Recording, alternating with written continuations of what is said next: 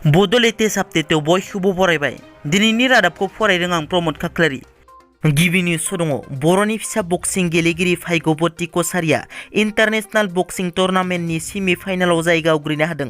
उदालगुरि जिल्ला टंला खाथिनि उदमारी गामिनि थागिबि देबेन कछारी आरो चैत्र कछारीनि फिसाजो बक्सार भार्गवती कछारीया सोलिबाय थानाय थाइलेण्ड अपेन इन्टारनेशनेल बक्सिं टुर्नामेन्ट 2022 आव 75 केजि केटेगरियाव थाइलेण्डनि गेलेगिरि परनिप सत्तीखौ बालाथिग'नि फारागथियाव फेजेननानै सेमि फाइनालाव जायगा आवग्रिनो हायो।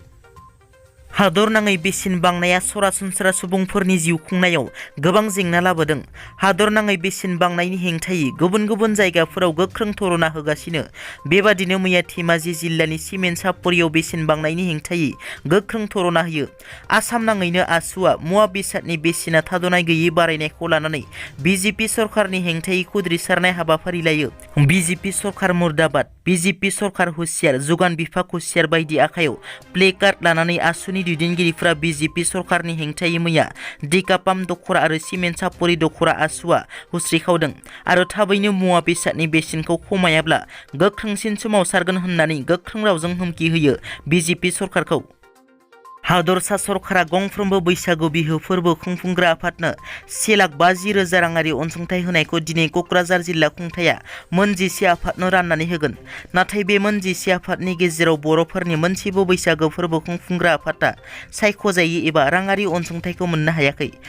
दुलाराय बर' हारिमु आफाद क'क्राझार जिल्ला कमिटिया हादरसा सरकारा बैसागु फोरबो फालिग्रा आफादनो 1,50,000 राङारि अनसुंथाइ होनायखौ गोजोननाय मोनाखै। बुंथिनो गोनांदि क'क्राझार जिल्लायाव 200निबो बांसिन बैसागो फोरबो खुंफुंग्रा आफादा बे राङारि अनसुंथाइखौ मोनैयाव दुलाराय बर' हारिमु आफादा गोथौ दुखु मोननाय फोरमायदों।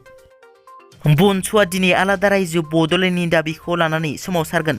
थांनाय मोनायाव बनसुआ चिरां जिल्लानि धालिगाव थानानि सिङाव थानाय खामारपारायाव दुथांनि आखायाव जिउ गुमानाय राजाब बर'नि मुङै जेवारि बाथि आरो केन्डेल लाइट सावदों आरो बेफोरबायदि नेहाद आखुखौ बनसुआ गोख्रों रावजों सोंखारिदों आरो बेफोर थासारिखौ नोजोर बोनानै आरो बर'फोरनि गांनाय उखैनायखौ आबुं खालामनो थाखाय आलादा रायजो बड'लेण्ड सोमावसारनाय हाबाफारिखौ दिनै 7 एप्रिलाव क'क्राझार जिल्लानि सिङाव थानाय केडिएसए फोथाराव लानाय जादों होनना बनसुनि अर्गेनाइजिं सेक्रेटारि अशोक कुमार ब्रह्म बिथाङा खौरांगिरिनि गेजेरजों बे बाथ्राखौ मिथिहोयो।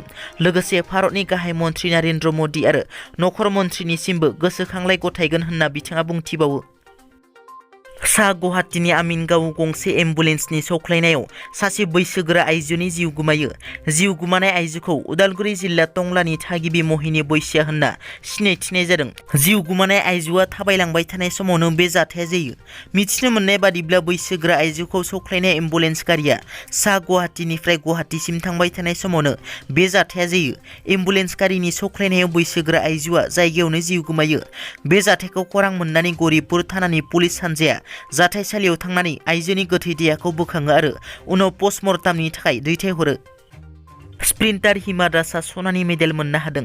केरेलानि कालकेट इउनिभार्सिटि स्टेडियामाव खुंफुंनाय फेडारेशन काप एथलेटिक्सआव आसामनि थिं एक्सप्रेस हिमा दासआ वमेननि 200 मिटार खारनायाव सनानि मेडेल मोननो हायो।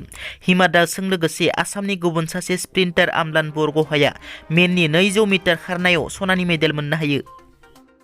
थांनाय 2021 मायथाइनि 11 जुन खालि क'क्राझार जिल्ला अफियाखति गामिनि राभा हारिनि सानै हिनजावसा फारियै समायना राभा आरो रबिता राभा मुंनि सानै हिनजावसाफोरखौ जिनाहारि खालामनानै बुथारनाय जाथायनि 3 दायनिगिरिफोरखौ बिसार खालामनायनि गेजेरजों क'क्राझार जिल्ला बिजिरसालिया गुबै दायनिगिरि महरै फोसावबाय। गुबै दायनिगिरि महरै फोसावजानाय 3 दायनिगिरिफोरखौ नासिबुल आली शेख, मोजाम्बिल शेख आरो फरिजुल रहमान होनना सिनायथिनाय जादों। मिथिनो मोननाय बादिब्ला बिसोरनि जोबथा साजाखौ 9 एप्रिल खालि फोसावनाय जागोन होननाबो मिथिनो मोननाय जादों। थांनाय 2021 मायथाइनि 11 जुन खालि क'क्राझार जिल्ला अफियाखति गामिनि राभा हारिनि सानै हिनजावसाखौ फोथाराव मोसौ लायनो थांनायाव दुथांफोरा जिनाहारि खालामनायनि उनाव जिउ फोजोबनायनि उनाव बिफां सायाव फासि लगायनानै दोनदोंमोन। दिनैनि रादाबा एसेनोसै। नोंथांमोना जुदि आंनि चेनेलखौ दासिमबो साबस्क्राइब खालामाखै अन्नानै साबस्क्राइब खालाम। गोजोन्थों।